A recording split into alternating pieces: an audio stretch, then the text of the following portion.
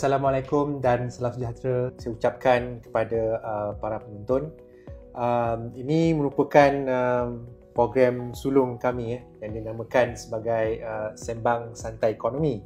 Tujuan kami ataupun objektif kenapa kita buat program ni adalah untuk memberi pencerahan tentang isu-isu berkaitan ekonomi dalam keadaan lebih santai. Selalu kalau cakap pasal ekonomi ni dia macam serius kan. So kita nak cubalah membuat satu percubaan supaya apabila kita membincangkan ekonomi ataupun berkaitan dengan pelaburan, berkaitan dengan pasaran kewangan dan sebagainya dalam keadaan yang lebih santai, dan kami harapkan para penonton mendapat manfaat daripada program ini. Banyak isu yang telah kita dengarkan dan menjadi perbualan hangat lah. Macam-macam cerita, macam-macam perkara dah berlaku dah kan. Dan antara benda yang saya perhatikan adalah berkenaan dengan pulangan pelaburan.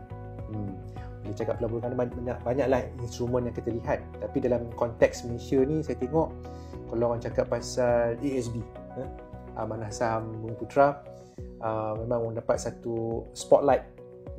Nak tengok berapa pula dividennya tu. Dan bila tengok dividen, memang yang terendah lah. Dan ramailah yang tanya tentang isu ni. Mungkin kita boleh discuss ke macam mana kita perlu lihat isu ni, macam mana kita nak merungkaikannya untuk kita dapat faham kenapa sedemikian rupa dividen tu diumumkan. Itulah kalau saya tengok, kita tengok social media, Facebook ke Twitter, ramai komen pasal rate ASB kata rendah. Tapi bagi saya lah, ia adalah seiring dengan KDNK ataupun GDP kita pada tahun lepas. So before that, kita nak tahu apa tu GDP atau KDNK. Selalu orang sebut GDP. Okay, GDP ni adalah keluaran dalam negara kasar yang digunakan sebagai meter kesihatan ekonomi. Sama ada makin sakit ke, sihat ke. Macam kita guna termometer untuk cek suhu kan. So sebuah ekonomi tu kita guna GDP untuk mengukur kesihatan ekonomi. So pada tahun lepas, ekonomi kita telah menguncup sebanyak negatif 5.6%. Disebabkan oleh COVID pandemic dengan MCO lagi, dengan cluster site banyak yang tutup. So disebabkan itu negara kita telah menguncup antara paling teruk semenjak kalau dibandingkan dengan 1998 financial crisis pada negatif 7.4. So dalam GDP komponen banyak pula komponen dia, bukan semata-mata satu GDP. Dalam tu ada swasta and also kerajaan. Kita ada perbelanjaan, investment. Okey, paling major komponen ialah perbelanjaan swasta. Seperti kita pergi shopping raya ke, pergi makan kedai makan ke, itu adalah termasuk dalam GDP juga. Dia telah menguncup untuk 3 kuartal berturut-turut. Okey, itu untuk demand side. Supply side ni saya rasa untuk pelabur, trader kena tengoklah juga bahagian supply side ni, sebab dia adalah sektor yang antara terkena kesan daripada pandemik. Saya rasa Syafiz lagi tahu kot pasal sektor GDP ni kan, Dr. Syafiz? Okay, betul tu Jana. Kalau kita tengok dari segi supply side, macam Jana cakap kan, sektor penawaran. Kalau kita tengok pada tahun 2020, semua sektor ekonomi di Malaysia telah mencatatkan pertumbuhan yang negatif pada tahun 2020. Negatif? Yes. Sektor seperti perkhidmatan, pembuatan, perlumbungan, pembinaan, pertanian, semua telah mencatatkan pertumbuhan yang negatif. Okey.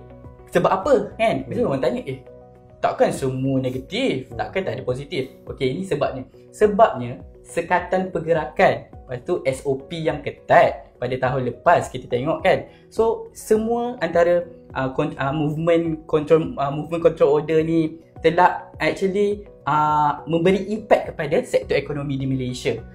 Selain itu, kita tengok sektor pembinaan telah mencatatkan penguncupan yang paling besar pada tahun 2020 sebanyak 19.4% disebabkan kurangnya tenaga kerja, penutupan tapak pembinaan dan sekatan yang saya nyatakan tadi. So ini yang dikatakan kemelesetan ekonomi kan? Betul. Okey, pasal tu kita nampak bila dah ekonomi meleset, ramai pula yang tak ada pekerjaan dan angka pengangguran tu sampai 5.3% pada bulan 5 Mei. Kalau kita lihat dari segi prestasi pasaran saham pula macam mana? Maksudnya, kalau ASB tu memanglah kebanyakannya dilaburkan dalam pasaran saham. Tapi kalau kita nak tengok pasaran saham ni, dia punya prestasi tu macam mana? Okey, kalau kita lihat pada indeks FBM KSCI kita, sebenarnya indeks FBM KSI kita merupakan satu-satunya pasaran yang merekodkan pertumbuhan positif di Asia Tenggara pada tahun lepas. Dan ini salah satu daripada faktornya adalah akibat kenaikan harga saham dalam untuk pengeluar sarung tangan getah. Kalau kita lihat pada akhir suku keempat tahun lepas, dengan penemuan mutasi baru COVID-19, lockdown di banyak negara, ini telah menyebabkan peningkatan terhadap demand of global rubber gloves. So secara tidak langsung ini juga memberi sentimen yang positif kepada saham sarung tangan getah. So maksudnya bila COVID-19 berlaku, permintaan sarung tangan getah meningkat. Betul doktor. Ya, tapi salah satu lagi benda yang kita perlu tahu adalah di dalam indeks FBM KSI itu sendiri, ia terdiri daripada berbagai-bagai sektor, perbankan, perladangan, telekomunikasi dan juga pengeluaran sarung tangan getah. Dan sektor pengeluar sarung tangan getah ini menyumbang lebih kurang 10 ke 13% daripada jumlah permodalan pasaran indeks FBM KSI. Or in other words, kita boleh katalah yang indeks sarung tangan getah ni mempunyai pengaruh yang besar terhadap prestasi indeks FBM KSI. So, jadi bila terdapat sentimen yang positif terhadap sektor sarung tangan getah, jadi indeks FBM KSI pun nampak baik. Patutlah saya tengok doktor. Indeks pengeluaran industri untuk sarung tangan getah ni meningkat lebih 90%, 90% untuk 7 bulan berturut-turut. Wow. Ini menunjukkan bahawa permintaan terhadap sarung tangan getah ni meningkat untuk tujuan kesihatan dan actually kesedaran masyarakat untuk kebersihan, lagi-lagi time pandemik ni. Betul tak? Ya. So maksudnya bila Adam cakap sarung tangan getah dalam KSCI tu dah semakin, apa kata tu? Semakin prominent lah dia punya peranan itu. Kemudian disebut IPI pun pengeluaran pun tinggi. Jadi apa kata tu, kalau kita lihat kembali portfolio pelaburan ASB tu sendiri, kita kena tengok. So persoalannya, adakah sarung tangan getah tu membentuk portfolio yang besar ke tidak untuk menikmati kata tu kenaikan harga saham. Tapi kalau saya tengok macam rata-rata dia lebih berat kepada sektor keuangan kan. Jadi mungkin itulah tu. Jadi kita faham, satunya dah boleh faham, dah boleh orang kata tu mengamati kenapa orang kata tu prestasi ASB tu sedemikian rupa lah. Tapi doktor, saya tambah. Kita tengok orang cakap ASB return rendah kan. Tapi di same time masa PKP saya nampak ramai rakyat mengambil kesempatan ini untuk menyertai pelaburan saham. Kita boleh lihat sebab disebabkan PKP dengan work from home, kita lagi banyak masa dekat rumah untuk memantau dengan banyak kelas free online sekarang yang dia offer kat Twitter ada, Facebook ada, YouTube ada. Saya tak silap saya pelabur runcit makin naik kan Adam?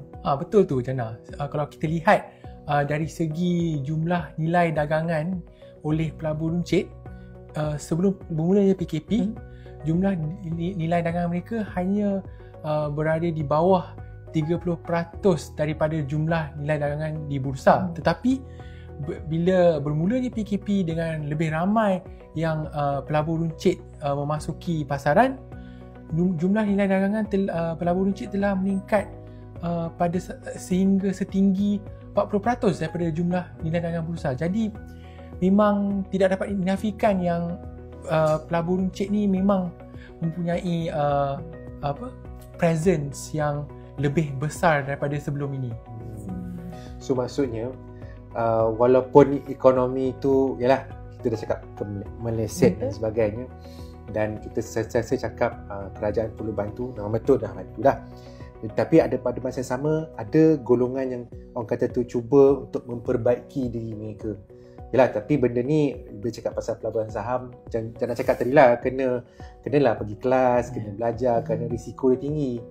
Jadi itulah satu perkara yang saya kira, sebenarnya kalau cakap pelaburan ni saya sukalah pasal dia menggalakkan kita membaca kan. Tapi kena hati-hatilah, takut kena scammer pula. Okey, seingat saya dalam minggu ni data yang diumumkan oleh Jabatan Statistik Negara, Jabatan Perangkat Negara, ada mengumumkan pasal ni, indeks harga pengguna. So cakap pasal indeks harga pengguna, saya selalu teringat orang cakap inflasi, kos sara hidup. So macam mana tu? Okey, kalau kita lihat kos sara hidup tu adalah apa yang kita bayarkan. Tapi kalau indeks harga pengguna, atau kita nak lihat kepada kadar inflasi sendiri itu adalah perubahan dalam indeks harga pengguna, atau dalam bahasa yang lebih ringkas, peningkatan harga sesebuah barangan itu. So kalau macam tu ada beza lah. Apa orang kata tu? Same but different. Same but different. Okey, kalau kita lihat apa dia punya driver dia, tak salah angka dia negatif kan? So tu agak turun. Ya, 0.2% betul. So maksudnya Adam, kita punya indeks ni negatif 0.2% pada Januari 2021. Maksudnya harga barang kat Malaysia ni murah lah. Tak juga. Kalau tak juga, kalau kita tengok CPI component ataupun IHP component ni, antara main contributor is food ataupun food and beverages, makanan biji kita makan, kita tengok harga dia sentiasa positif. Maksudnya harga makin naik, tapi sama ada rate dia makin laju ataupun cepat. Macam kita bawa kereta, sama ada lagi laju atau makin slow. So paling senang lah, saya rasa semua orang makan telur, hari makan telur kan. So harga telur kat masa Disember 33 sen saja sebiji. Bukan saja 33 sen sebiji, tapi masa Januari dah naik 3 sen, 36 sen. So bayangkanlah, contoh kita beli burger hari ni, semalam RM3.5, tapi disebabkan harga telur naik, mesti dia akan tambah harga. So di situ kos sara hidup semakin meningkat. So macam mana kita nak imbangkan tu? Maksudnya angka tu kalau tengok negatif 0.2, tapi bila cakap tadi tu harga makanan naik, macam mana tu? Sebab apa sebenarnya? Still negatif tapi harga makanan tinggi. So harga memang secara keseluruhan lagi dia negatif. Antara penyebabnya adalah sebabkan transport ataupun sektor pengangkutan. Disebabkan harga RON yang lebih rendah compare dengan Januari last year. Kalau kita tengok harga brand pun lower, tapi sekarang makin naik kan, tak silap saya. Ya, betul Jana. Kalau kita lihat untuk bulan Februari tahun ini sendiri, setakat bulan ini, harga minyak mentah brand telah meningkat sebanyak 9.5%. So ini adalah disebabkan beberapa faktor lah kalau kita nak lihat. Contohnya di Amerika Syarikat terdapat gangguan pengeluaran minyak di sana akibat cuaca, dan para pengeluar minyak OPEC telah bersetuju untuk menghadkan pengeluaran minyak mereka untuk bulan Februari dan juga Mac. So jadi bila bekalan minyak mentah sedunia berkurang kan, jadi harga pun meningkat lah. Tu yang kata supply and demand tu. Jadinya Adam, kalau brand price ni dah naik, maksudnya ada kemungkinan lah harga RON 95 kita kat Malaysia ni pun naik. Lagi. Okey, kalau kita lihat hubungan antara minyak mentah brand dengan harga minyak RON 95 di negara kita ni, sebenarnya mereka mempunyai hubungan yang sangat kuat. Kalau kita lihat dari segi korelasi, korelasi antara harga minyak RON 95 dan juga minyak mentah brand adalah pada kadar lebih kurang 70% dan sangat tinggi. Jadi bila harga minyak mentah brand naik, memang akan ada kemungkinan tinggi yang harga minyak RON 95 juga akan naik. So maksudnya kalau harga brand naik, harga RON 95 pun naik. So bila harga tu naik, jawabnya kalau tahun lepas kita nampak IHP, indeks harga pengguna tu negatif lah. So ia akan bakal positif. Okey, so itulah nampaknya gambaran sedikit tentang situasi harga yang sememangnya orang kata tu mendapat perhatian lah. Okey, kita dah cakap pasal dividen ataupun prestasi pelaburan, kita dah cakap pasal prestasi FPM-KCI dan sebagainya, dan sekarang ni dah banyak kali kita dengar pasal vaksin. Apa cerita vaksin ni sebenarnya? So vaksin ni lah of course penting untuk melindungi diri kita semualah, sebab vaksin inilah yang boleh mengurangkan risiko jangkitan COVID-19 kepada kita. Tapi kalau kita nak lihatkan dengan lebih meluas lah, seperti contoh terhadap ekonomi negara, kalau lebih ramai orang yang telah divaksinasikan ini, jadi boleh dikatakan pergerakan tidak akan terbatas seperti dahulu ketika pandemik mula berlaku, dan oleh itu aktiviti ekonomi pun boleh dijalankan dengan lebih rancak. So maksudnya lepas ni bolehlah kita pergi kedai mamak macam biasa, pergi travel, pergi lepak-lepak kan. So kiranya vaksin ni penting lah. Kerana kenapa saya risau boleh tengok dekat perbincangan kat media sosial tu ada cakap pasal teori konspirasi lah, anti-vaksin. So inilah perkara saya pasal tu saya rasa antara benda yang perlu difikirkan oleh pihak kerajaan terutamanya adalah untuk meningkatkan kempen kesedaran lah kot. Kan? Satu kena terang vaksin tu apa, kan? Yang sebut je tak tahu benda pun susah juga. Jadi kemudian kita kena beritahu betapa signifikannya langkah pemvaksinan ni. Okay? Jadi kalau tanpa vaksin dapat gaya macam payahlah kan nak buka ekonomi tu, dan itu akan orang kata tu susahlah kita nak kata tu kembali pulih seperti biasa. So saya kira kita dah cover kata tu a lot of grounds. Kita tengok apa tu ialah situasi pelaburan yang menyebabkan dana utama yang dilaburkan oleh rakyat Malaysia seperti ASB juga terkesan akibat COVID-19, dan kita lihat juga situasi harga barang dan sebagainya, dan kita bercakap tentang vaksin dan prestasi pasaran saham dan sebagainya. So ni saya kira rancangan sulung kami yang kami harapkan dapatlah orang kata tu sedikit sebanyak untuk memberi pencerahan kepada tuan-tuan dan puan di luar sana untuk kata tu lebih memahami isu ekonomi ni dengan lebih tuntas lagi, supaya jangan lagi kena game dengan orang kan. Pasal benda-benda macam ni senang kita nak mainkan sentimen, supaya kita tak nak lagi lepas ni kita cakap pasal norma baru.